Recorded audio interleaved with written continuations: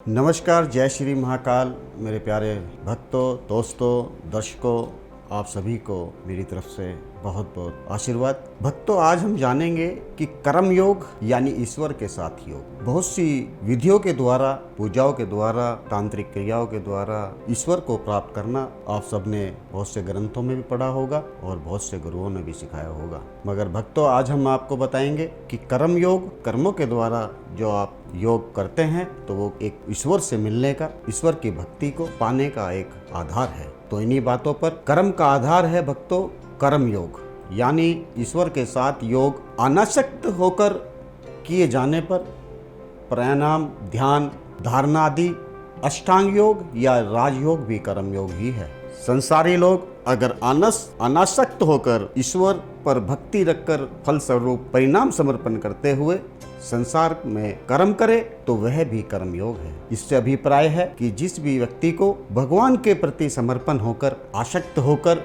भगवान की पूजा करे और भगवान को पाने का एक सरल उपाय है। तो संसार के कर्म और कर्म योग को ईश्वर को फल समर्पित कर पूजा जप आदि करना भी कर्म योग ही है। ईश्वर लाभ ही कर्म योग का उद्देश्य है। सत्य गुणी व्यक्ति का कर्म स्वयं भावत छूट जाता है। जैसे गृहस्थी में बहू के गर्भवती हो जाने पर सास धीरे धीरे उससे काम काज घटा देती है। मैं आपको साधारणतः एक बात बताऊं, जैसे किसी स्त्री का गृहस्थ में अगर कोई सास बहू है और बहू जब गर्भवती हो जाती है तो सास के द्वारा अपनी बहू के प्रति जो रवैया होता है, जो जिम्मेदारी होती है, जो घर गृहस्थ के जो कार्य होते हैं उनकी जिम्मेदारी धीरे धीरे कम कर देती है। तो ठीक उसी प्रकार जब उसके बच्चा पैदा हो जाता है तब उसे केवल बच्चे की देखभाल के सिवा और कोई काम नहीं रह जाता। तो सतगुणी नहीं, उन्हें संसार के सभी कर्तव्य का पालन करना चाहिए। उन्हें ईश्वर के चरणों में अपने सब कुछ समर्पण कर संसार के धनी व्यक्ति के घर की दासी की तरह रहना चाहिए। इसका अभिप्राय यह है कि जो भी व्यक्ति समर्पण के साथ रहेगा, समर्पण से मतलब है कि बिल्कुल अपनी ही सरलता के साथ, आत्मीयता के साथ, सच्चाई के साथ अगर किसी भी अपने इष्ट की पूजा करेगा तो वो ईश्वर प्राप्ति के एक आसान तरीका है। यही कर्म योग है। जितना संभव हो ईश्वर का ध्यान तथा नाम जप करते हुए उन पर निर्भर रहकर अनासक्त भाव से अपने कर्तव्य का पालन करना ही कर्मयोग का रहस्य है। भगवान को तुम एक गुना जो भी अर्पित करोगे, भगवान उसका कई हजार गुना आपको वापस करेंगे। इसीलिए सब काम करने के बाद जलांजलि दी जाती है। भगवान को जो भी आप चढ़ाते हैं, भगवान उसका कई गुना आपको वापस करते हैं। इसी के फलस्वरूप जब श्री कृष्ण को फल समर्पण किया जाता है युधिष्ठिर के द्वारा, तो जब भीम ने उन्हें सावधान करते हुए कहा कि ऐसा मत करें, श्री कृष्ण को जो कुछ अर्पित करोगे उसका कई हजार गुना आपको प्राप्त होगा। इस कलयुग में अनासक्त होकर कर्म करना बहुत कठिन है। इसलिए इस योग के लिए कर्म योग, ज्ञान योग आदि की अपेक्षाएं भक्ति योग ही अच्छा, परंतु कर्म कोई छोड़ नहीं सकता। मानसिक क्रियाएं भी कर्म है।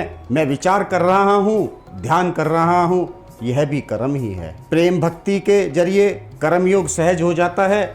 ईश्वर पर प्रेम भक्ति बढ़ने से कर्म हो जाता है और शेष कर्म अनासक्त होकर किया जाता है। भक्ति लाभ होने पर विषय कर्म, धन, मान, यश आदि अच्छे नहीं लगते। मिश्री का शरबत पीने के बाद गुड़ का शरबत भला कौन पीना चाहेगा। ईश्वर से भक्ति हुए बिना कर्म बालू की भांति ही तरह निराधार है। तो दर्शकों, मेरा इस जानकारी से आप लोगों को रूबरू कराने का, जो बताने का जो असली ध्येय है, यही है कि आप अपने कर्मों के द्वारा, आप अपने समर्पण के द्वारा, आप अपनी आत्मीयता के द्वारा आप हमेशा सत्य का साथ दें और अपने जो भी इष्ट हैं, जो भी आपके भगवान हैं, जो भी आपके गुरु हैं, जो भी आपके बड़े हैं, उनका आदर करें और एक अशक्त भाव से भगवान को पाने के लिए उन पर अपनी जो श्रद्धा है उसको रखें। इसी के द्वारा आपका जो मूल आधार है, जो आप इस जीवन में जन्म लिए हैं, जिससे आपको आगे चलकर जो आपका मोक्ष का द्वार खुलता है, तो वो आपके ऊपर निर्भर करता है।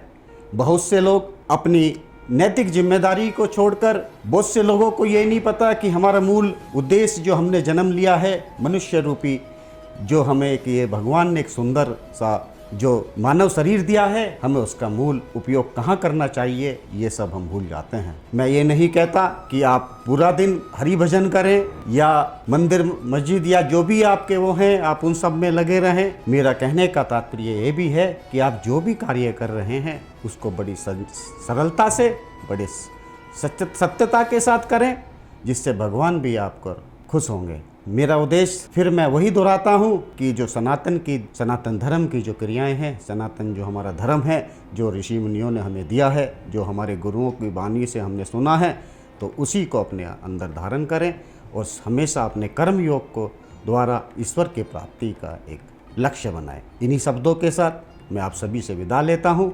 आगे फिर किसी बात से आपको रूबरू कराऊंगा। जय श्री महाकाल। देवों के देव महादेव से संबंधित सभी किस्सों को और अध्यात्म से जुड़ी जानकारी प्राप्त करने के लिए सब्सक्राइब करें महाकाल टीवी चैनल को।